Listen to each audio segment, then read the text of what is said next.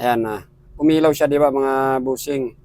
So, paggabi, umiilaw yan mga busing ko hanggang umaga yan. Tapos pag maliwanag na ang araw, umaga na, kusa ang namamatayan mga busing ko. Kahit hindi mo yan pihitin mga busing ko ha. Kusang umiilaw yan. Pero kung gusto mong i-on, paggabi, yan, pwede mo ring pihitin mga busing ko ha. Pwede mo ring i-off, pihitin mo lang mga busing ko. Pero pag naka-on na yan mga busing ko, kusa nang namamatay yan pag umaga na, maliwanag na. Tapos kaya hindi mo galawin yan mga busing ko, kusang namamatay yan pag medyo madilim na tulad ngayon. Medyo hapon, kaya ayan, umiilaw na siya mga busing ko ha.